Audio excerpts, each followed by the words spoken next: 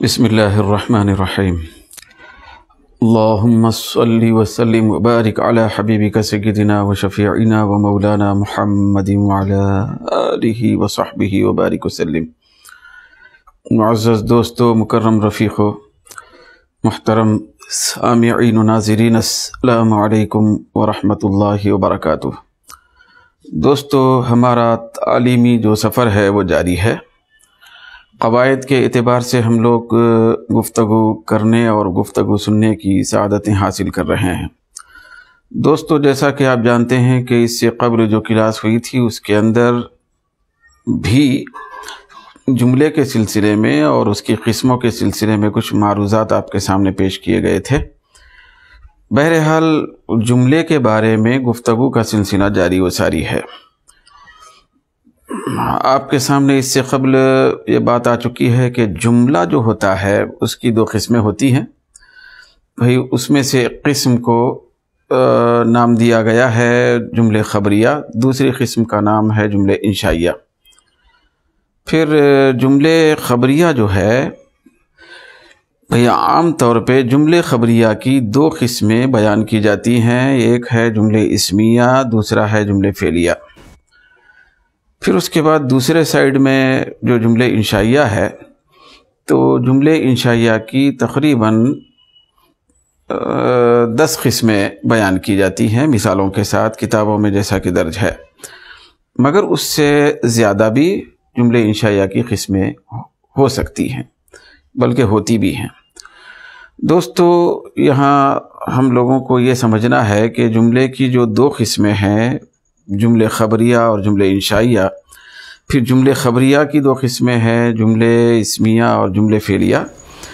تو جملے اسمیہ یعنی جملے کا اسمیہ ہونا، پھر جملے کا فعلیہ ہونا، یہ صرف جملے خبریہ سے ہی تعلق رکھنے والی چیز نہیں ہے، بلکہ جو جملے انشائیہ ہوتا ہے تو اس کے اندر بھی جملے اسمیہ اور جملے فعلیہ کی کیفیت ہوتی ہے۔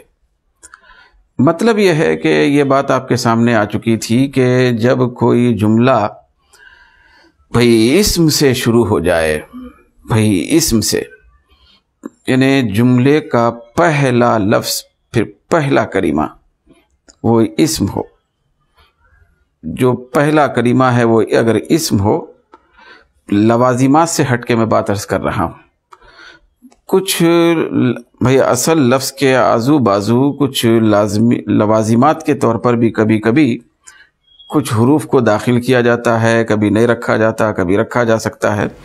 بہرحال اس سے صرف نظر کرتے ہوئے انشاءاللہ تعالیٰ اس کے سلسلے میں بعد میں کبھی عرض کیا جائے گا۔ بنیادی طور پر جملے کی دو قسمیں ہیں، دو قسموں میں سے پہلے قسم کا نام کیا ہے؟ جملے خبریہ کی دو قسمیں کہی جاتی ہیں، جبکہ وہ جملے انشائیہ کی بھی قسمیں ہو سکتی ہیں۔ تو اس میں سے جو بھی جملہ اسم سے شروع ہو، جس جملے کی ابتدا قانونی طور پر اسم سے ہو، وہ جملے اسمیہ کہلاتا ہے۔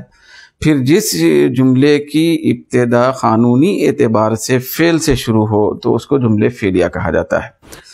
جملے اسمیہ، جملے فعلیہ، یہ بہت بڑی اہم ترین چیزیں ہیں، بہت بڑی۔ دوستو، یہ جو جملہ ہے، جملہ جس کو ہم کہتے ہیں، تو یہی مرکزی حیثیت رکھتا ہے، یہی ایک مقصود ہوتا ہے، یہی مراد ہوتا ہے، پھر یہی ایک منزل ہوتا ہے ہمارے لیے۔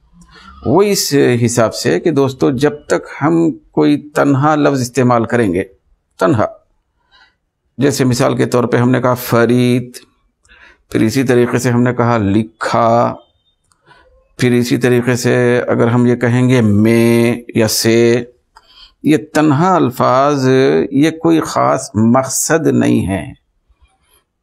تنہا الفاظ جو ہوتے ہیں، مفردات اس کو ہم کہہ سکتے ہیں، مفردات جو ہوتے ہیں، مفرد سینکڑوں بھی اگر مل جائیں تو وہ مقصدی کردار ادا نہیں کر سکتے، مقصد نہیں ہو سکتا، مقصد حل نہیں ہو سکتا، مطلب اس کا خاطر خواہ کوئی فائدہ ہی نہیں ہو سکتا۔ ٹھیک اسی طریقے سے دوستو بعض وقت ہوتا ہے کہ ایک لفظ دوسرے لفظ سے جڑ کے آتا ہے، مفرد اور مفرد یہ دونوں باہم جڑ گئے، مل کے آ گئے، مل کے آنے کے بعد پھر اندرونی طور پر ان کا تعلق بھی قائم ہو گیا، نسبت بھی اس کے اندر پائی گئی۔ مثال کے طور پر بھئی ابھی تک ہم سمجھیے یہ کہہ رہے تھے فرید، پھر یہ کہہ رہے تھے الگ الگ غلام، فرید غلام، یہ دو الگ الگ الفاظ ہم کہہ رہے تھے، لیکن اب ان کو جب جوڑ دیا جائے اور ان کو ترکیب میں لایا جائے تو ہم زیادہ سے زیادہ یہ کہہ سکتے ہیں فرید کا غلام، تو دونوں کے درمیان میں تعلق بھی ہوا، تعلق بھی قائم ہو گیا۔ پہلے والی جو شکل تھی دوستو فرید پھر اس کے بعد غلام، تو اس کے درمیان میں تعلق نہیں ہے، ہیں دو لفظ دو مفرد لیکن تعلق نہیں ہے، تو اس کے بعد یہ تعلق والی بات ہو گئی، فرید کا غلام تعلق والی چیز ہو گئی۔ پھر اسی طریقے سے دوستو ہم اگر کہیں لڑکا، پھر اس کے بعد بولیں نیک، یہ نیک الگ لفظ، لڑکا الگ لفظ، یہ دوریاں ختم کر کے جب ہم اس کو قربتوں میں لے لیں گے پھر ایک دوسرے کے ساتھ جوڑیں گے، جوڑ کے پھر اندرونی کچھ تعلق بھی پیدا ہوگا، نسبت بھی۔ جیسے مثال کے طور پہ اب تھا لڑکا، اس کے بعد ہے نیک، اس کو ہم تعلق میں جوڑتے ہوئے اس طرح نیک لڑکا، لڑکا کون سا ہے؟ نیک، نیک کون ہے؟ لڑکا ہے۔ پھر پہلی مثال میں بھی اسے دوستو فرید کا غلام، غلام کس کا ہے؟ فرید کا، فرید کا کیا ہے؟ غلام ہے، تو باہم تعلق ہو رہا ہے اس کا، فلاں کا فلاں ہے، فلاں کا فلاں ہے، تو اس طرح تعلق قائم ہو رہا ہے۔ تعلق قائم ہونے کے باوجود بھی خاطر خواہ ہمارے سامنے بات کا، گفتگو کا فائدہ نہیں آ رہا ہے، فائدہ نہیں آ رہا، صرف اتنا کہہ دینا بھی مقصود اور منزل نہیں ہے گفتگو کی، یہ کوئی مفید کردار نہیں ہے اس کے اندر کہ ہم اتنا کہے کہ اگر ہم گزر جائیں کسی مجلس میں کسی شخص کے پاس نے ایک لڑکا، ختم، چلے گئے۔ پھر اسی طریقے سے فرید کا غلام یہ بول دیے اور چل دیے، رشید کا قلم یہ بولے اور چلتے ہوئے نظر آئے، تو اس سے کیا مقصد حاصل ہوگا؟ سننے والوں کو کیا فائدہ حاصل ہوگا؟ تو اس سے کوئی فائدہ نہیں ہوگا۔ یہ الگ بات ہے کہ باہم الفاظ کو جوڑ دیا جا رہا ہے لیکن اس کا فائدہ نہیں۔ تو دوستو جب ان منزلوں سے گزرتے ہوئے، ان نچلے حصوں سے، نچلی سطحوں سے گزرتے ہوئے جب آگے بڑھیں گے ہم ان کے اوپر والی سطح، مطلب یہ ہے کہ ایک فائدہ مند کیفیت کی طرف ہم چلے جائیں گے۔ تو جیسے مثال کے طور پہ ہم یہ کہیں گے لڑکا نیک ہے، لڑکا نیک ہے، کاپی نئی ہے، یہ بات ہم کریں تو اس کے اندر فائدہ پورا ہو گیا، بھئی الفاظ کو جوڑا بھی گیا، جوڑنے کے بعد اس کا مقصد بھی حاصل ہوا، کچھ مقصود بھی مل گیا، منزل بھی مل گئی، اس کی کلام اور گفتگو کی منزل وہ پا گئے ہم، لڑکا نیک ہے۔ پھر اسی طریقے سے خالد سبق کو لکھا، لکھا خالد سبق کو، تو اس کے اندر بھی مقصد پورا ہو رہا ہے گفتگو کا۔ تو دوستو دنیا کے اندر جب ہم گفتگو کرتے ہیں کسی سے تو اس کا ایک مقصد ہوتا ہے کہ سامنے والے کو وہ اس گفتگو کا پورا مقصد حاصل ہو، پھر اس کا پورا فائدہ حاصل ہو۔ تو جب مفرد سے نکل کر مرکب میں جانے کے بعد، مفرد کا مطلب صرف قلم، مفرد میں جانے کے بعد کا مطلب مفرد میں جب آ گیا پہلے درجے کا جو مفرد ہے خالد کا قلم، اس سطح سے اوپر ہو کر جب ہم یہ کہیں گے قلم نیا ہے، خالد چھوٹا ہے، تو اس طرح کی گفتگو تک جب ہم پہنچیں گے نچلے حصے سے اوپر کے حصے تک، تو یہ ہماری منزل ہوگی، ہمارا مقصد حاصل ہوگا، اس سے گفتگو کا پورا فائدہ حاصل ہو رہا ہے۔ تو جب اس چیز کو، جس کے اندر پورا فائدہ حاصل ہو رہا ہے گفتگو کا، تو اسی کو جملہ کہا جاتا ہے، بھئی اسی کو کلام کہا جاتا ہے، پھر اسی کو مرکب مفید کہا جاتا ہے، پھر اسی کو مرکب تام کہا جاتا ہے۔ تو یہ جملہ ہے۔ یہاں سے ہمارا جو سلسلہ سفر شروع ہوتا ہے جملے کے نام سے، یہاں تک پہنچنے کے بعد جملہ اس کو کہتے ہیں، جس میں بات پوری ہو جاتی ہے، بات سننے والے کو بھی پوری سمجھ میں آتی ہے، بولنے والا بھی مطمئن ہو جاتا ہے کہ بات پوری ہو، تو وہ جملہ ہے۔ جملے کی منزل میں جب ہم پہنچنے کے بعد جب ہم اس قدم رکھے اس میں، تو جملے کی دو قسمیں نظر آئی، جملہ دو حصوں میں بٹ گیا۔ بھئی ایک ہے جملے خبریہ، دوسرا ہے جملے انشائیہ۔ خبریہ اور انشائیہ کے سلسلے میں بھی گفتگو آپ کے سامنے آ چکی ہے۔ پھر اس کے بعد دوستو خبریہ کے سلسلے میں کچھ گفتگو آپ کے سامنے رکھی گئی تھی۔ یہ جو خبریہ ہے، خبریہ کی یہ دو قسمیں اس طرح ابتدائی مرحلے میں رکھا گیا تھا۔ یہ مسئلہ یہ ہے جملے اسمیہ، پھر اس کے بعد کیا ہے بھائی، جملے فعلیہ، یہ فعلیہ ہے، جملے اسمیہ، جملے فعلیہ۔ تو یہاں پہ ابھی آپ کے سامنے عرض کیا گیا کہ جملے اسمیہ کس کو کہتے ہیں؟ وہ جو جملہ ہے مرکب نہیں، مفرد نہیں، مرکب نہیں، بلکہ پورا جملہ جو سمجھ میں آنے والی بات، اس بات کا آغاز اگر بھائی اسم سے ہو رہا ہے تو اس کو کیا کہیں گے دوستو؟ جیسا کہ ہم نے اس سے پہلے بھی سنا تھا، القلم، جیسے القلم، پھر اس کے بعد ہے جدید، تو القلم جدید، تو یہ ہو گیا جملے اسمیہ۔ کس لیے ہوا؟ کیونکہ یہاں جملے کی جو ابتدا ہے وہ اسم سے ہو رہی ہے۔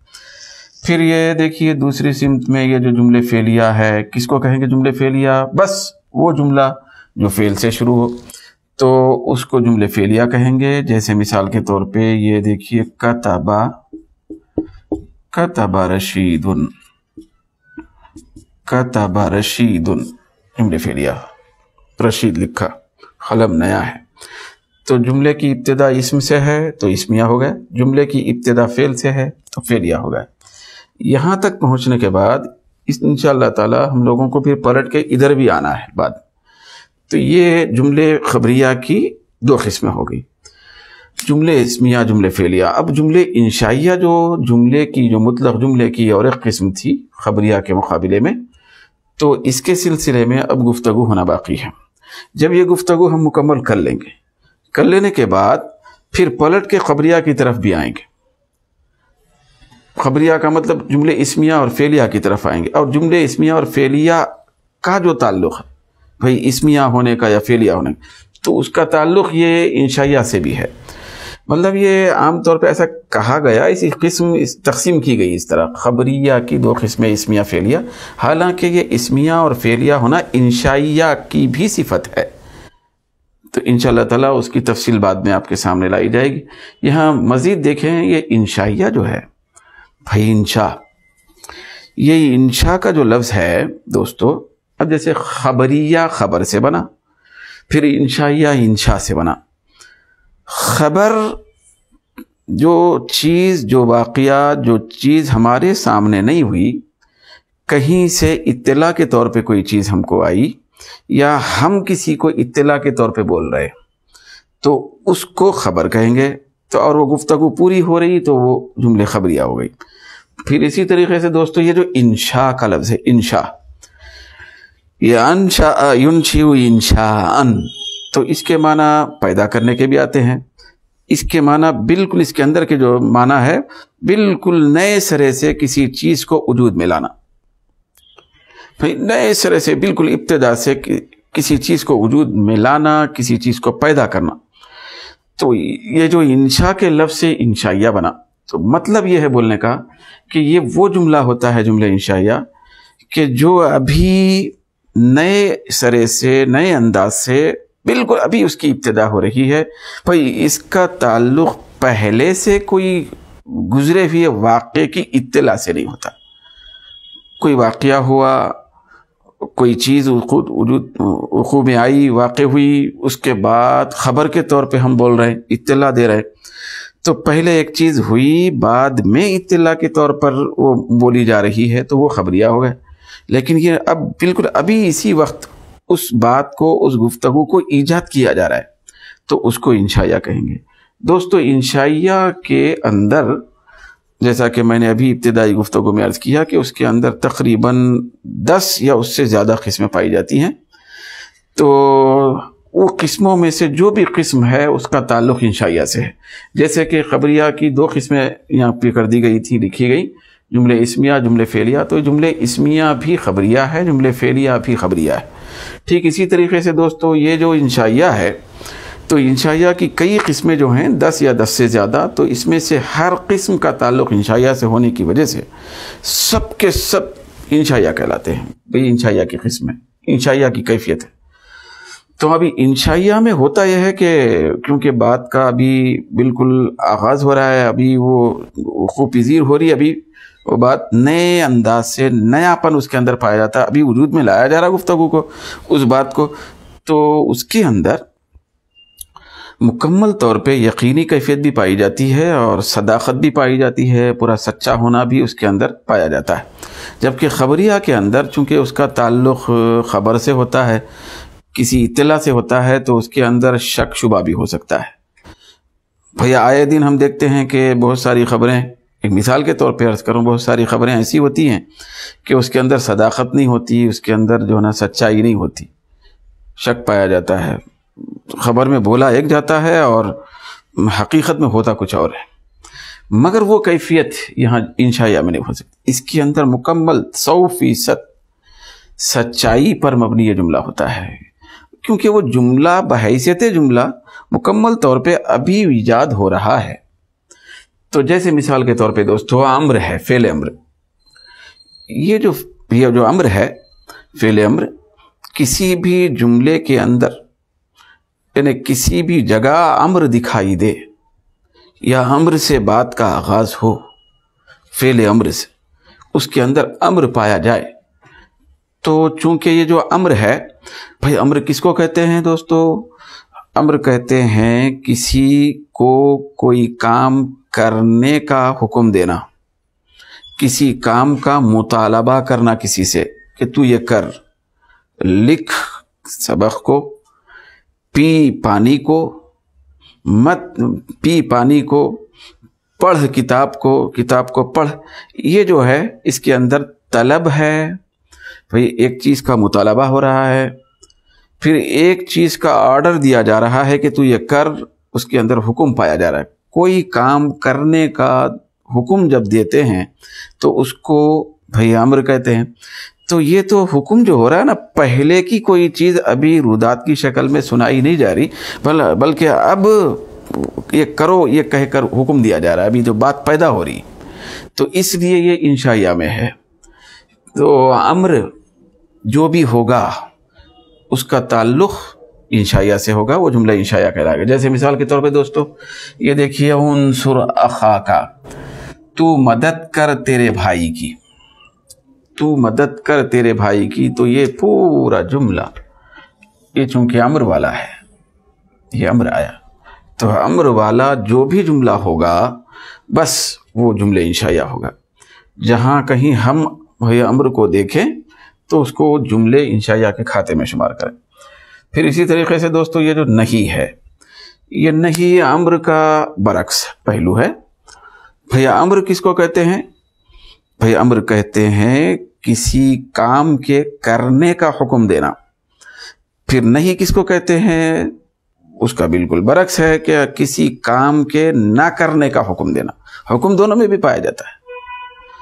بھئی امر میں بھی حکم ہوتا ہے، طلب ہوتی ہے، مطالبہ ہوتا ہے، پھر نہیں میں بھی مطالبہ اور طلب ہے، مگر اس کے اندر کرنے کا حکم ہے، پھر اس کے اندر نہ کرنے کا حکم ہے۔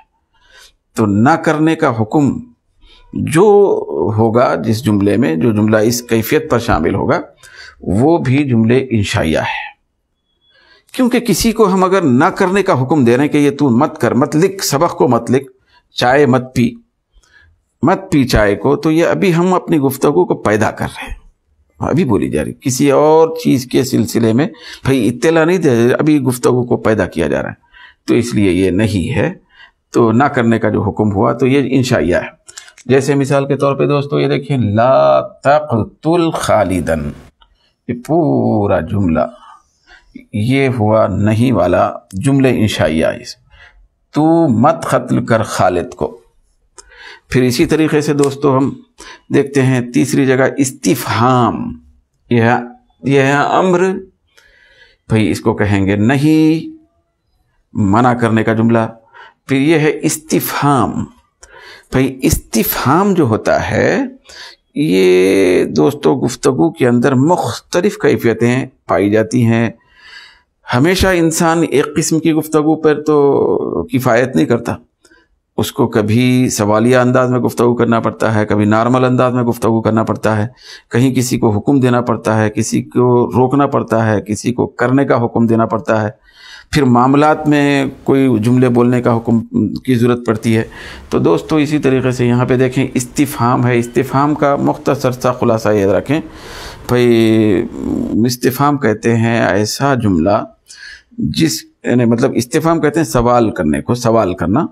تو ایسا جملہ ہوتا ہے استفہام والا کہ اس کے اندر سوالیہ حرف پایا جاتا ہے.